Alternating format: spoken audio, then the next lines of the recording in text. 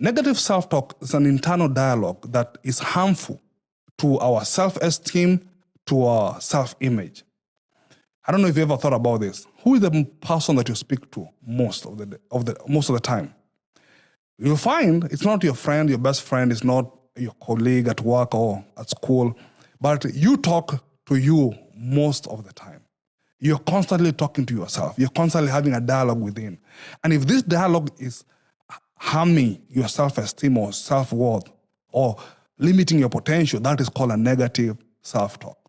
This could be because of past experiences, maybe trauma, maybe our bringing, maybe something that happened in the past. So you're always cautious and always stopping yourself from doing the things that are positive. So you're always taking yourself out of opportunities. You're either telling yourself you're going to fail in a project. So this could be because of our bringing, because of past experience. And also, this is a big one here, lack of awareness.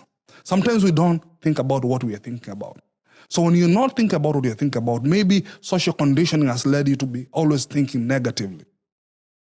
And that is easy because we live in a negative world. So when you're not aware, this could be also a root cause of you having self-negative talk. What is the danger of having unchecked negative self-talk? What you realize, the moment you start having a negative self-talk, you'll be generating more harmful thoughts.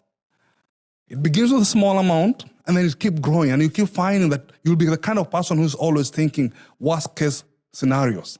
It's called catastrophic thinking. You'll be thinking the worst of outcomes because you are having this negative dialogue within yourself. You'll always be a person who's blaming themselves even for the things that you don't need to blame yourself. It will lead to poor decisions. Think about this. When you have this dialogue within yourself, it's like having an advisor, a person who is advising you always, constantly, you're always consulting with.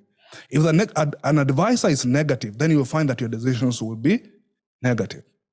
And last but not least, the danger of negative self-talk is it's going to lead to a negative outlook on life. You'll find that you'll always be the kind of person who's always shooting down ideas. You'll be that kind of person who never seen a solution but always see problems. So it's very important for us to realize that there's a really danger to having this kind of unchecked negative self-talk.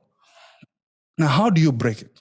So the first thing is for you to be able to break the habit of negative self-talk, you have to examine your belief systems. You have to revisit your history because maybe that could be the trigger. It's triggering you to have negative self-talk presently, your belief systems. And then you have to start feeding on positive information. You see, our internal dialogue does not happen in a vacuum. There must have been some ingestion of negativity that could be leading to us to have that negative self-talk. So for me, the go-to place is books. I love reading positive books because when you read books, you are consuming content or information that is wholesome. And then number 3, find people who are encouraging and surround yourself with them.